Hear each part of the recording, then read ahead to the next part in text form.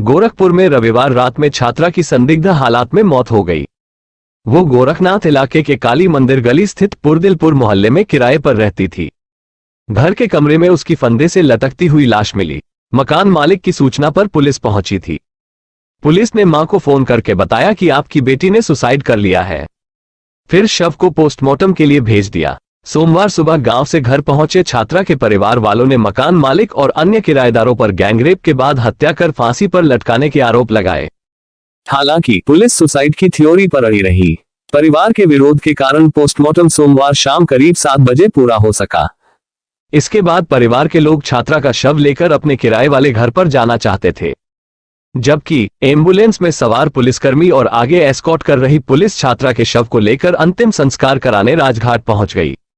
इस बीच रास्ते में जब छात्रा के माता पिता और चाचा ने रात में अंतिम संस्कार का विरोध किया तो पुलिसकर्मी भड़क गए। परिजनों ने बताया कि पुलिस ने पहले तो रास्ते में ही पीट दिया, फिर तीनों को रास्ते में ही गाड़ी से नीचे उतार दिया। इसके बाद पुलिस छात्रा का शव लेकर राजघाट चली गई। रात करीब 8:30 बजे तक छात्रा के परिवार के लोग भी वहां पहुंच गए। उन्होंने हिंदू धर्म के अनुसार रात में अंतिम संस्कार नहीं किए जाने की बात कहकर संस्कार करने से मना किया। उनकी यह भी मांग थी कि जब तक मामले में आरोपियों के खिलाफ केस दर्ज कर उनकी गिरफ्तारी नहीं होगी, तब तक वे बेटी का अंतिम संस्कार नहीं करेंगे। राजघाट पर रात में करीब 11 बजे तक बवाल चलता रहा। राजघाट पर बवाल होते देखकर पब्लिक भी पुलिस की खिलाफत में हो गई। हंगामा की आशंका में पुलिस ने भी फोर्स बुला ली। सिटी मजिस्ट्रेट समेत पुलिस के अधिकारी मौके पर पहुंच गए। मोहल्ले की लड़कियों और औरतों के साथ परिवार ने बेटी का शव पुलिस से छीन लिया। रात करीब 1 बजे परिवार के लोग बेटी का शव लेकर घर चले आए। पूरी रात घर पर फोर्स तैनात रही। छात्रा की मां की तहरीर पर रात करीब 1 बजे पुलिस ने मकान मालिक जुगल गुप्ता के खिलाफ रेप और हत्या का केस दर्ज कर लिया। मंगलवार की सुबह राजघाट पर पुलिस की मौजूदगी में छात्रा का अंतिम संस्कार हुआ।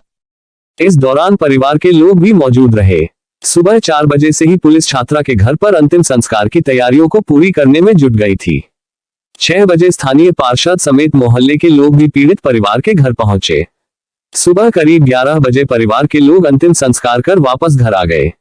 इस मामले में एसएसपी डॉक्टर गौरव ग्रोवर ने बताया, छात्रा की मां की तहरीर पर मकान मालिक के खिलाफ हत्या और रेप की धाराओं में केस दर्ज कर लिया गया है। पूरे मामले की जांच कराई जा रही है। जो भी दोषी पाया जाएगा उसके खिलाफ सख्त कार्रवाई की जाएगी। न्याय चाहिए हमको, कुछ नहीं चाहिए, न्याय चाहिए हमको मोदी सरकार से निवेदन है कि मेरी बेटी को इंसाफ दिया जाए। चलिए ठीक है। ये बताइए, उस समय जब आपको पता चला कि यहाँ पे ये घटना घटा है तो सबसे पहले यहाँ पे कौन आया था? हमको 3:30 बजे मकान मालिक फोन करके बोला है। जी। हम लोग एक दिन के लिए गांव गए थे। जी। अपने बच्ची को हम जहाँ काम करते हैं वो जब मेरी बेटी सोई थी, जी। रात में सुरक्षित थी। जी। सुबह में 9 बजे बात करी है। 9 बजे बात करके कही मम्मी आप जहाँ भेजी हो हम अपना खा पी लिए हैं, हम घर जा रहे हैं।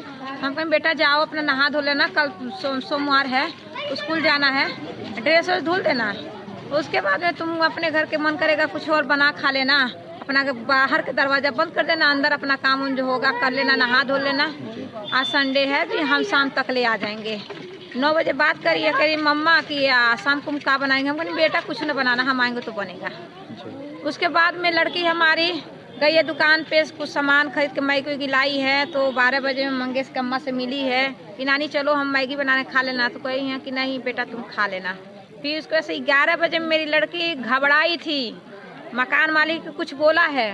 मेरी बेटी गई थी तो टेलर मास्टर हैं बगल में, उनसे कही कि अंकल जी मोबाइल दे दीजिएगा, मम्मी से बात करेंगे।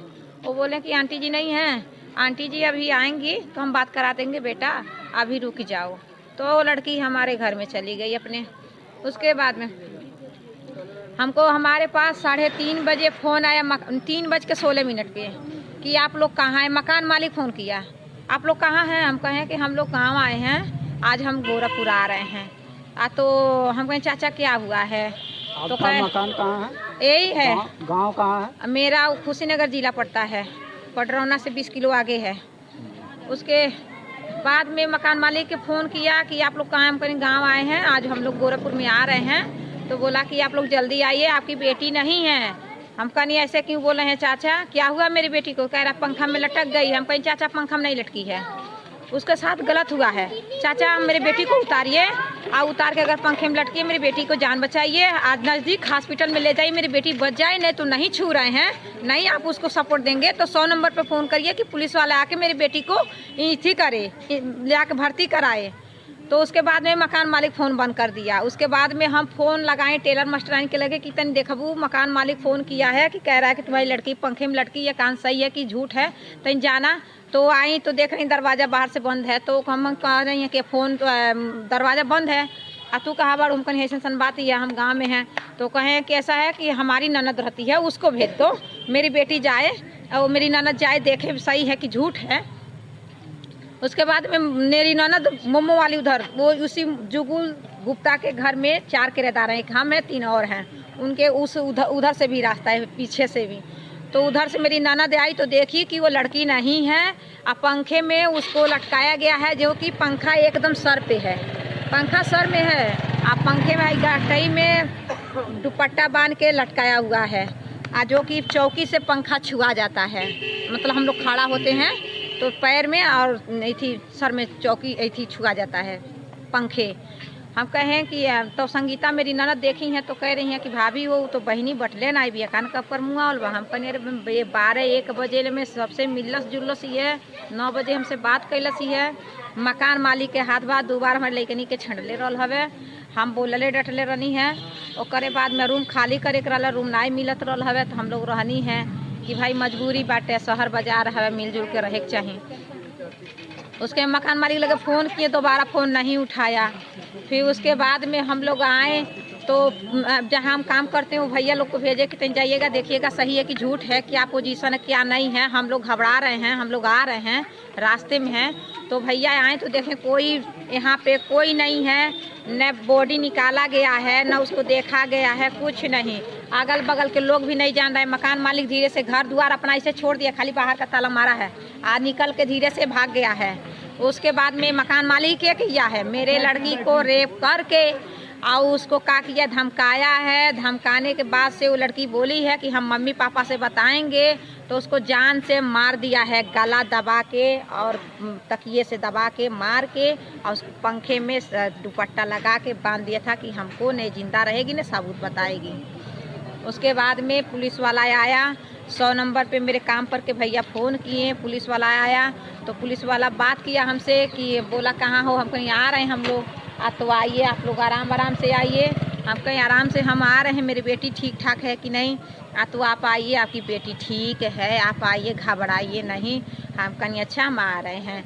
उसके बाद में फिर फ़ोन किए तो कह रहा हम कब तक ले गोरे, हमें गाड़ी पंचर हो गई है, 4 पहिया से हम लोग आ रहे थे, गाड़ी पंचर हो गई है, गाड़ी बन रही है, नसीब मेरा साथ नहीं दे रहा था।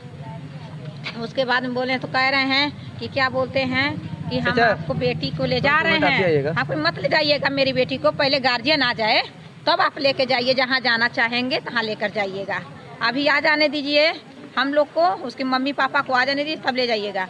वो नहीं माना, पुलिस वाला उठा लेगा मेरी बेटी को और वहाँ पे ले जाके पैकों के यहाँ करके ले जाके मेडिकल में रख दिया, चीर घर में।